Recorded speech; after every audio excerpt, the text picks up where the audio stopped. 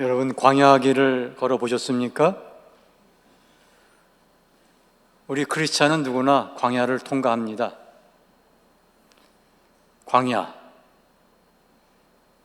듣기만 해도 막막하고 또 답답한 그 광야를 우리 모두 때로는 길게, 때로는 짧게 통과를 해야 됩니다.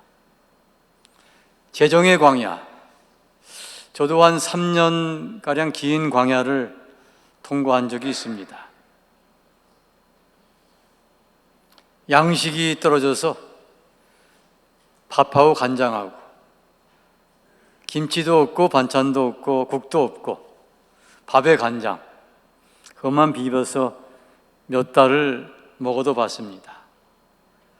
그리고 집에 돈이 한 푼도 없으니까 딸아이가 돌이 되었는데 돌상을 차려줄 수가 없고, 또 그 당시는 필름을 넣어서 사진을 찍을 때인데 필름 살 돈이 없어서 우리 아이는 돌 사진이 없습니다. 다른 집에 가서 아이가 돌상을 차려놓고 사진 찍은 것을 보면 참 미안하죠. 질병의 광야, 아프리카에서는 말라리아가 이제 수시로 옵니다. 말라리아는 세계에서 가장 많은 사람들이 죽는 무서운 질병입니다. 심하면은 입이 돌아가고 의식을 잃고 그리고 죽게 되죠. 말라리아 한번 걸리면 체력이 급격히 떨어지고 수주 동안 고생을 하게 됩니다. 한 번은 아이가 배가 이렇게 골마서 종인지 알고 짜보니까 퍽 하고 그 속에서 이제 구더기가 나왔습니다. 이게 망고파이라는 것이 알을 빨래에도 낳고 집에도 낳고 사방에 낳는데 어쩌다 피부가 그 옷이나 그 알이 있는 데 스치게 되면 그것이 피부 속으로 들어가서 부화가 돼서 이제 구더기가 됩니다. 질병의 광야, 참 쉽지 않은 광야입니다. 그리고 이제 더 힘들었던 것은 선교사로서 일을 해야 되는데 카메룬 정부에서 허락을 안 해줍니다. 등록을 여러 이유를 대고 3년간 끌었습니다. 문제는 법적으로 체류할 근거가 없으니까 이웃나라로 무작정 나가야 됩니다. 그래서 비자를 다시 받아서 들어와야 되는데 카메룬에서 이웃나라 차 들어가려면 한 1,500km가 넘는 아주 긴 육로입니다. 기차를 타고 버스를 타고 버스를 갈아타고 그 다음에 봉고버스로 타고 오토바이 뒤에 실려가면 한 사흘 후에 차드의 수도 은자메나에 도착합니다. 그 길이 광야입니다. 사막입니다. 건기에 가면 물 한 방울 안 보이고 나무 한 그루 없습니다. 그때 제가 아브라함의 심정을 경험을 해봤습니다. 갈 바를 알지 못하고 가는 길, 어디로 가야 할지 그저 무조건 떠나야만 한다 하고 무작정 떠나는 그 길, 그것이 광야길입니다. 그렇게 이제 3년 동안 험한 광야길을 걷는데 보다 못한 교단 선교국에서 공문이 날라왔습니다. 윤 선교사는 더 이상 고생하지 말고 선교를 포기하고 귀국하십시오. 귀국하라는 겁니다. 참 억울했습니다. 원망스러웠습니다. 아니, 하나님, 저는 아프리카에 오기 싫다고 했는데, 선교사 할 생각이 없다고 했는데, 하나님이 강권적으로 선교사의 길을 걷게 하시고 3년 반 동안 여러 모양의 광야를 경험하게 하시고 이제 귀국하라니요. 왜 그러십니까? 왜 부르셨습니까? 왜 이런 광야를 걷게 하십니까? 목적이 뭡니까? 언제까지 이러실 겁니까? 마음에서 여러 가지 질문이 튀어나옵니다. 한쪽으로는 너무 억울하고 원망스럽고, 또 한편으로는 속이 후련했습니다. 아유, 선교사 하고 싶지 않은데 잘 됐다. 한국 가서 좀 편히 지내자. 하나님 왜 광야로 인도하십니까? 하는 질문에 대한 답이 오늘 2절에 나와 있습니다. 내 하나님 여호와께서 이 40년 동안에 너로 광야의 길을 걷게 하신 것을 기억하라. 누가 광야로 인도하셨습니까? 하나님이 광야로 그 백성을 인도하셨습니다. 그렇다면 광야에도 하나님은 계십니다. 하나님이 나를 버리신 것이 아니라 광야에도 하나님은 계십니다. 그리고 하나님이 광야로 인도하셨다면 광야가 그렇게 나쁜 것만도 아닙니다. 성경은 말합니다. 내 백성이 광야에서 은혜를 입었나니. 광야는 하나님의 은혜를 경험하는 그러한 장소입니다. 홍해 한가운데를 걸어서 지난 이스라엘 백성, 생각을 해보세요. 바다 한가운데가 말라서 바닷물은 벽이 돼서 그 가운데를 걸을 수 있다는 것이 어떻게 이해가 되고 믿어집니까? 악기를 연주하며 춤을 추며 하나님 여호와를 찬양했습니다. 내 힘이요 내 반석이요 내 생명이신 하나님. 이제 그들이 기대하던 것은 약속의 땅, 젖과 꿀이 흐르는 땅이었습니다. 그런데 홍해를 건넌 그들에게 기다리는 것은 옥토가 아니라 광야였습니다. 성경은 홍해를 건넌 이스라엘 백성이 홍해에서 세례를 받은 것이라고 말합니다. 바닷물이 사방에서 튀어서 그들에게 뿌려졌지요. 구원받고 세례받은 그들에게 광야길이 기다리고 있었습니다. 광야의 길, 이것은 모든 구원받은 성도가 통과해야 할 곳입니다.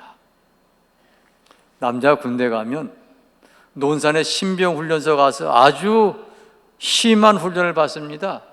얻어맞고 구르고 새벽 아침부터 일어나고 밤늦게까지 뛰고 내 생각대로 아무것도 할 수 없어요. 내 계획도 내 뜻도 아무것도 없어요. 주어진 일정, 주어진 일과, 그리고 내 뜻이 아니고 상관의 뜻에 따라 살게끔 되어 있습니다. 그 훈련을 거쳐야 군인이 됩니다. 우리가 세상에서 내 생각대로 살다가 세상의 풍습대로 살다가 구원받았어요. 그러면 이제 내 뜻, 내 생각대로 사는 것이 아니라 하나님의 뜻대로, 하나님의 계획대로, 하나님의 말씀대로 살아야 되는데 그것이 갑자기 되는 게 아닙니다. 훈련을 통과해야 되는데 그게 광야 훈련입니다.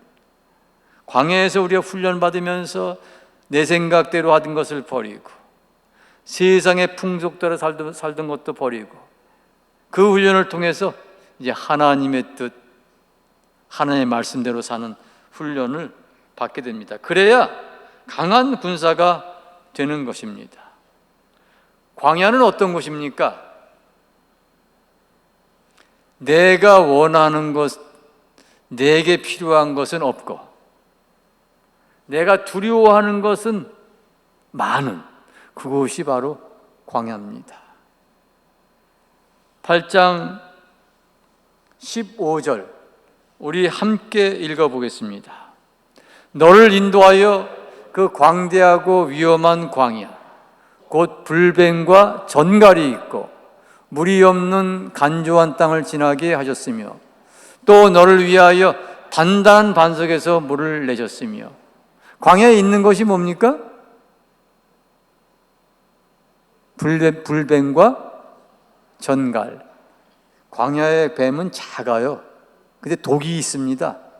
아주 위험한 독사, 불뱀은 위험한 독사를 말합니다.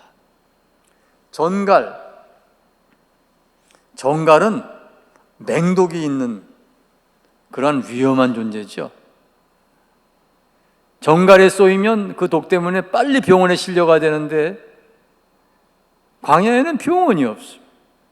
그래서 광야에서 정갈에 쏘이게 되면 아주 치명적인 결과가 나올 수 있습니다. 제가 차드에, 거기 광야인데 가서 잠을 자야 되는데 교인들이 정갈이 많아서 이 지역은 위험하니까 집에서 자지 말고 마당에 차에 나가서 모기장을 치고 모기장을 돌로 잘 눌러서 정갈이 들어오지 못하게 하고 자야 된다는 겁니다. 그래서 마당에서 모기장을 치고 자곤 했습니다. 광야 참 위험한 것입니다. 두렵고 무서운 것들이 많습니다. 대낮에 뜨거운 더위, 또 밤은 얼마나 추운지 몰랍니다. 밤의 추위. 그리고 이렇게 마당에서 모기장을 치고 자다가 도둑 맞고 강도 맞는 경우가 번번이 있습니다. 차도에 있던 우리 선교사도 그렇게 해서 도둑에게, 강도에게 그냥 모든 것을 빼앗기는 그런 경험을 했습니다. 위험하고 두려운 것은 많아요. 그런데 우리에게 필요하고 우리가 원하는 것은 없습니다. 뭐가 없어요? 물이 없어요. 광야에 물이 없으면 죽음이죠.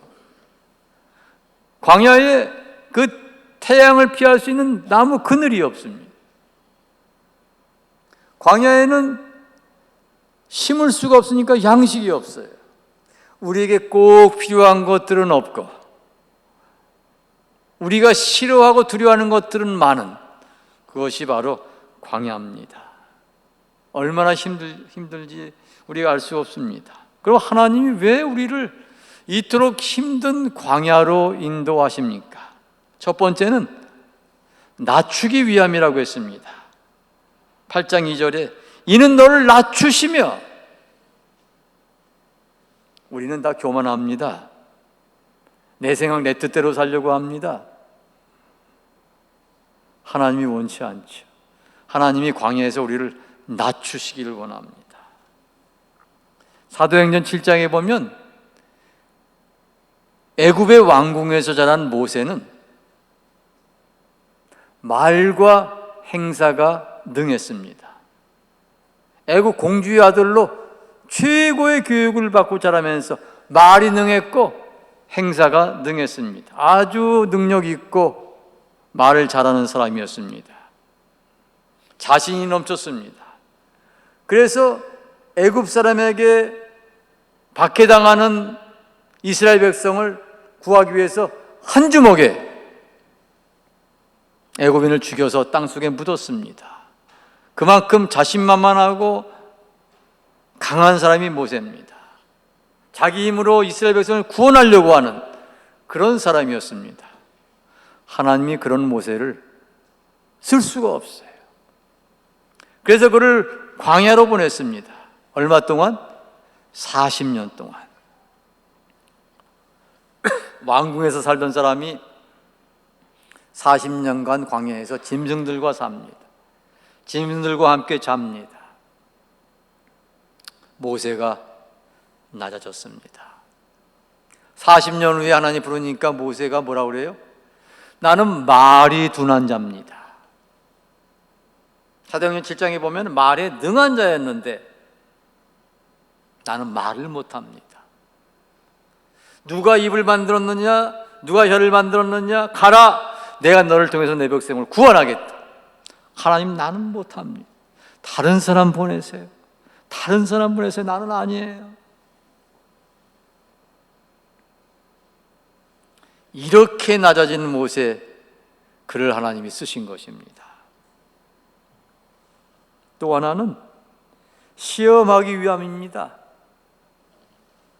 내 백성이 내 말을 순종하는지 안 순종하는지.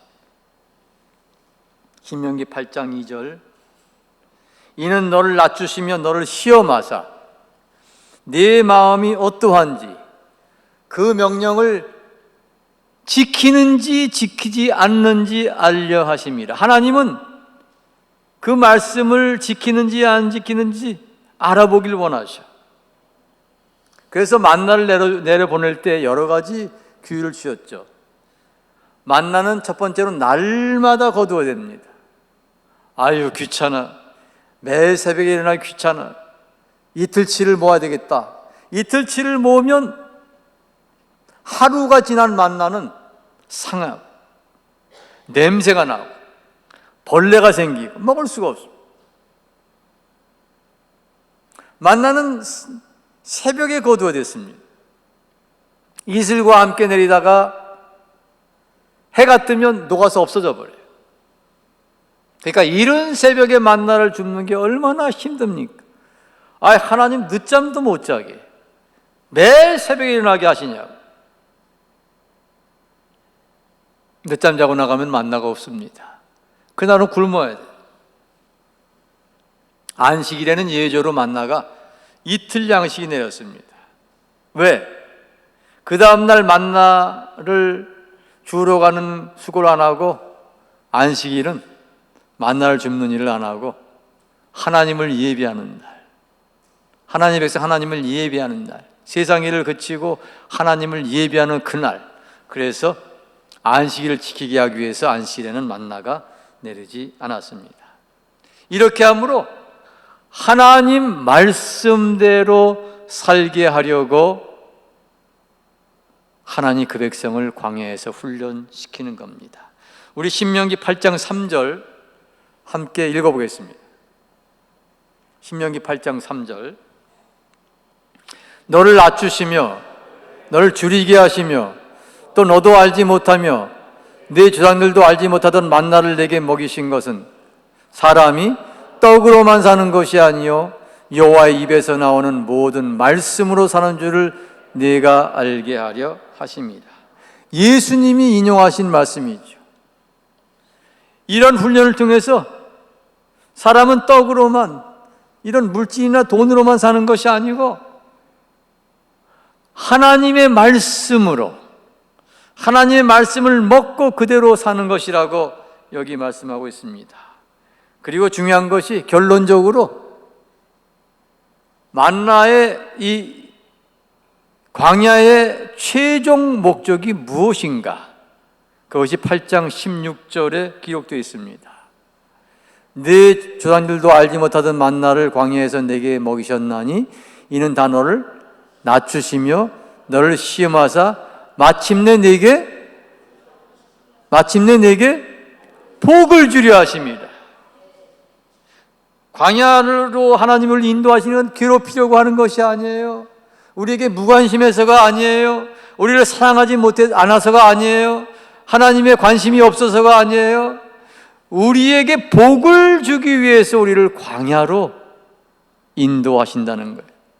광야에서 정결해지고 광야에서 낮아지고 광야를 통해서 하나님 말씀을 순종하게 되고 광야를 통해 하나님을 의지하게 되고 이런 것을 통해서 결국은 마침내 우리에게 복을 주기 위해서, 광야는 복을 주기 위해서 인도하는 것입니다. 우리에게 은혜를 주기 위해서 인도하는 것입니다. 우리는 누구나 광야를 통과합니다.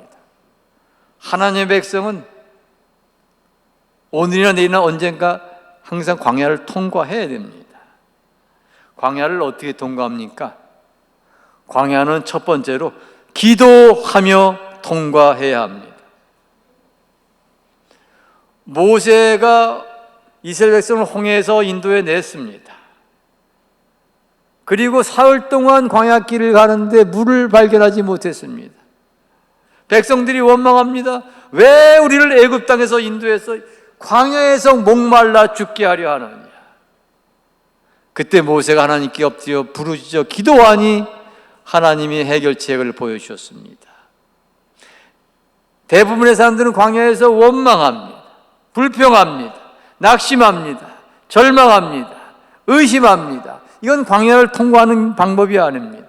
광야를 통과하는 방법은 고난이 있을 때마다 엎드려 기도하는 것입니다. 기도! 이것이 광야를 통과하는 열쇠입니다. 카메룬에 은자나 집사가 있어요. 한 155cm 정도 되는 아주 작은 집사입니다. 근데 저는 작은 거인이라고 그럽니다. 키는 작고 외모는 작지만 믿음의 거인이에요. 대학을 졸업하고 대학원을 졸업했는데 교사 발령이 나지 않아요. 신청을 했는데 1년, 2년, 3년이 지나도 교사 발령이 나지 않아요. 주위에서 조언을 합니다. 집사님, 다 알잖아요. 우리나라에서 이렇게 뇌물 주지 않고 어떻게 그 일이 돼요? 담당자들 가서 봉투 하나씩 주고 만나서 부탁을 하세요. 그러면 금방 됩니다. 다들 그렇게 하는데 집사님만 그렇게 안 하면 그게 되겠어요? 나는 크리스찬입니다. 나는 전능하신 하나님을 믿습니다. 나는 세상 사람들이 하는 대로 살고 싶지 않습니다. 나는 오직 하나님께만 구할 것입니다. 그렇게 고집스럽게 주위의 조언을 거부하고 오직 기도로 이 문제를 해결하겠다고. 4년이 지나고 5년이 지나고 집에서 백수로 지내고 부인이 유치원 교사로 쥐꼬리만한 봉을 받는 걸로 그저 다른 노동일도 하면서 시간 날 때마다 그렇게 지냈는데 응답이 없어. 이게 마침내 산에 올라가서 밤을 새며 기도하기를 시작을 한 거예요. 아프리카에서는 산 위에 기도원이 없어요. 올라가는 길도 없어요. 차도 갈 수가 없죠. 그런데 혼자서 길 없는 길을 올라가서 바위에 올라가서 기도를 시작을 한 거예요. 저희가 감동받아서 교회가 한 달에 한 번씩 산으로 기도하러 올라가기 시작을 했어요. 그런데 길이 없으니까 하루는 올라가다가 한 교인이 굴러떨어져 가지고 위험해서 중단을 했지요. 그 위험한 길을 매주 올라 산에 가서 부르짖은 거예요. 하나님, 사람들이 뇌물 안 주면 안 된다고 합니다. 근데 하나님 살아계시지 않습니까? 내가 하나님인데 어떻게 세상 사람처럼 생각을 합니까? 하나님 응답하여 주시옵소서. 직장이 없이 오랜 세월 지났는데도 항상 스마일이, 항상 초긍정. 10년이 되었을 때 그 기도가 이루어졌어요. 교사 발령이 났어요. 믿는 사람이건 믿지 않는 사람이건 이건 하나님이 하신 거라고 모두 이구동성으로 얘기를 했어요. 이건 하나님이 하신 거다. 사람 아무도 만나지 않고 부탁하지 않고 오직 기도로 이렇게 돼서 이게 하나님이 하신 거. 카메룬은 직장 생활을 하면은 봉급을 매월 주는 게 아니에요. 어떤 때는 3달 지나서 주고 6개월 지나서 주는데, 은자나 집사는 1년 동안 봉급을 못 받다가 1년 만에 1년치 봉급을 한 번에 받았어요. 봉급 봉투를 가지고 제 사무실에 왔어요. 목사님, 제가 첫 봉급을 받았습니다. 첫 봉급을 어떻게 해야 할까 고민하다가 목사님께 가져왔습니다. 2달치 봉급은 전액을 하나님께 드리고 5개월치는 10의 2조를 하나님께 드리고 5개월분 봉급은 10의 1조를 하나님께 드리기 위해서 계산을 해서 가져왔습니다. 그렇게 해서 가져온 돈이 한국 돈으로 77만 원. 에게 1년치 봉급 그거밖에 안 돼? 얼마 안 돼요. 의사들이 뭐 한국 돈으로 20만 원 이 정도 받아요. 국민소득이 우리보다 30분의 1이에요. 그러니까 77만 원이면 곱하기 30을 해야 우리가 그래도 어느 정도 느낄 수 있는 그런 액수예요. 그게 계산해 보니까 77 곱하기 30 하니까 한 2,200만 원 정도 돼요. 큰 돈이죠. 그 돈을 헌금한 거예요.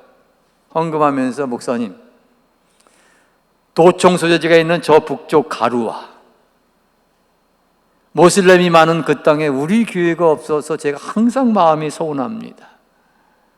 이거 얼마 안 되는 것이지만 재헌금이 씨앗이 되어서 그 가루와 땅에 우리 교회가 세워졌으면 좋겠습니다. 그 소식을 제가 기도 편지 알렸더니 후원자들이 생겨가지고 가루와의 성전을 아름답게 세웠습니다. 고난당하는 자가 있느냐? 그는 기도할지니라. 고난당하는 자가 있느냐? 그는 기도할지니라. 고난당하는 자는 기도를 해야 돼. 광야길은 기도로 가야 돼. 원망도 절망도 낙심도 의심도 불평도 없이 광야길은 기도하며 가는 길입니다. 그럴 때 우리가 기도할 때 광야길이 짧아지고 원망하면 광야길이 길어져요. 그 광야길은 며칠 거리에 며칠 만에 통과할 수 있는 길이에요.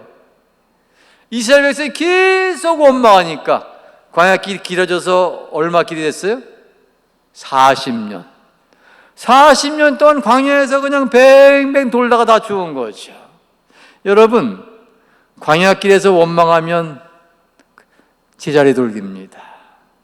계속 광야 안에서 헤매게 됩니다. 그러나 기도하면 광야길이 며칠 만에 끝납니다. 할렐루야! 또 하나는 마지막으로 광야는 말씀으로 통과합니다. 말씀으로 살면서 통과를 합니다. 날마다 만나를 줍듯이 날마다 하나님 말씀을 먹어야 합니다. 새벽마다 만나를 줍듯이 새벽마다 하나님 만나고 하나님 말씀을 들어야 합니다. 안식일을 꼭 지켜야 합니다. 안식일을 범하는 자는 죽이라 하나님 말씀했습니다. 안식일은 목숨 걸고 생명 걸고 지켜야 합니다. 우리 교회 안수 집사 중에 여자 집사 깜가 집사가 있습니다. 안수 집사가 12명밖에 안 되는데 그 중에 한 명입니다. 그 남편이 아주 똑똑해서 좋은 회사 상사였어요. 근데 어느 날 교통사고가 나서 이 뇌에 이상이 왔어. 정신이 이상이 됐습니다. 그래서 일을 못하고 집에 몰면서 항상 바보처럼 이렇게 웃고만 있어요. 아프리카는 한 집이 좀 살면 형님이, 친척이, 같은 마을 사람들이 그 애들을 보내요. 우리 애들 학교도 보내주고 먹여주고 재워주고 해달라고. 그래서 그 집에도 애들이 10명이 있어. 근데 갑자기 가정이 그렇게 되면서 이 깡가 집사가 아내가 가장 역할을 떠맡은 거죠. 상당히 난감하고 어려운 상황이었습니다. 깡가 집사가 은행을 다녔는데 어느 날 지점장이 직원들을 모아놓고 요새 일이 많고 고객이 많으니 일요일에도 오전 근무를 하겠다 발표를 했어요. 깡가 집사가 따로 지점장을 찾아갔습니다. 지점장님, 저는 교회 집사입니다. 저는 주일에 하나님께 예배를 드려야 합니다. 교회 가야 합니다. 이해해 주세요. 지금 뭐라고 그러셨어요? 다른 사람들은 전부 일하러 나오는데 아니 교회 가겠다고요? 그럼 선택을 하세요. 교회를 가든지 직장을 나오든지 선택을 하세요.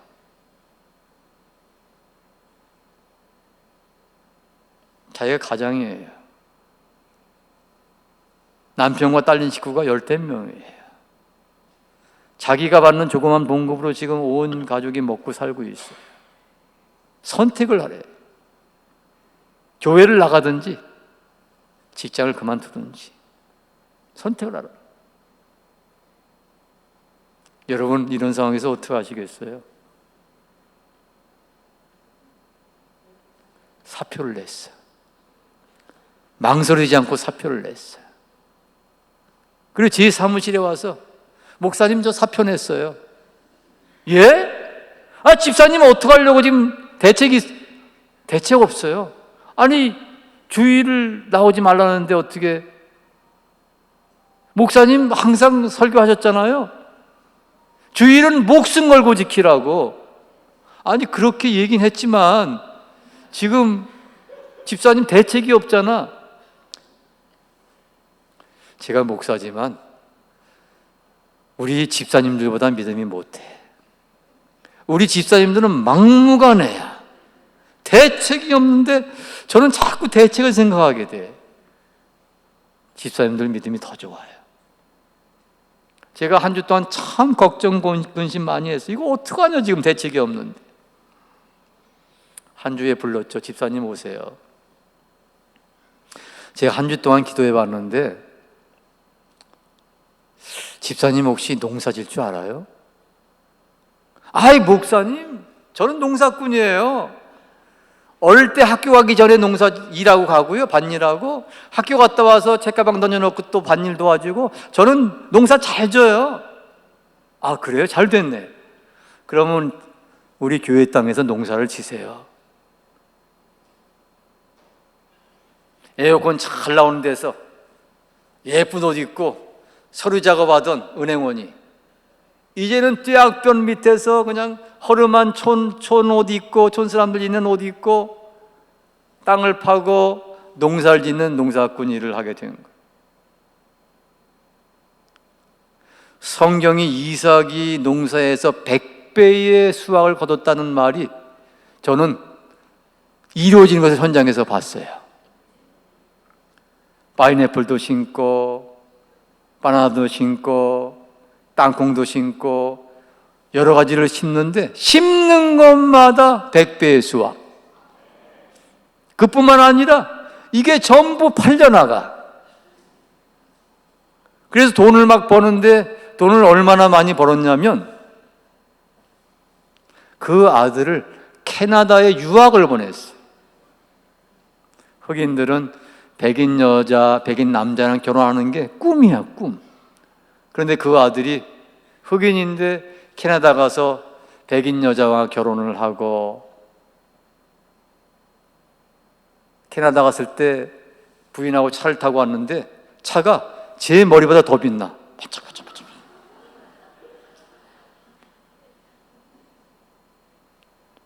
그 딸은 공부를 잘해서 의대에 갔는데, 의대는 공부 잘한다고만 가는 게 아니에요. 학비가 일반 대학에 10배 이상 비싸.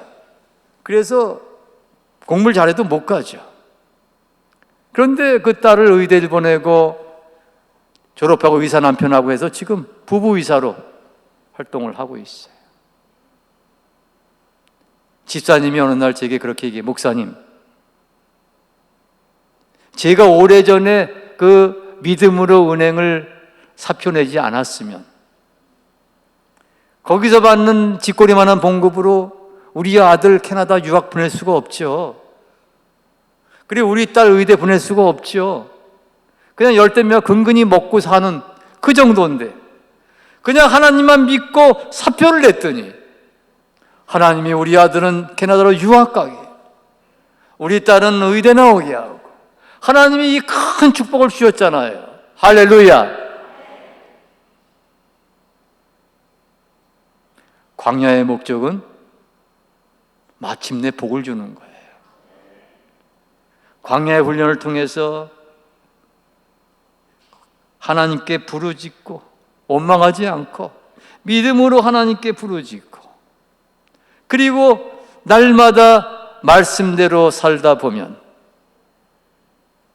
광야가 여기면 복이 저기서 기다리고 있는 거죠. 광야의 끝은 하나님의 축복이에요. 광야의 끝은 뭐예요? 마침내 복을 주려 하심이라. 코로나 상황에서 많은 사람들이 어렵잖아요. 정말 힘들죠. 자살하는 사람들도 많이 생겨요. 자살률이 한국이 세계에서 1위잖아요. 여러분, 우리가 하나님의 백성입니다. 우리 하나님은 살아 계십니다. 이 광야길을 우리는 다른 사람들처럼 불평, 원망, 낙심하며 자살하며 이렇게 살지 말고, 우울증 걸리지 말고, 하나님, 나를 복주려고 광야에서 훈련시키는군요. 나를 낮추시려고, 나를 시험하시려고, 나를 말씀대로 살게 하시려고, 마침내 복을 주시려고 광야길로 인도하셨군요. 감사합니다. 기도하며 말씀대로 살아갈 때 우리가 마침내 하나님이 예비하신 복을 받을 줄로 믿습니다. 주님 감사합니다. 우리가 광야길을 통과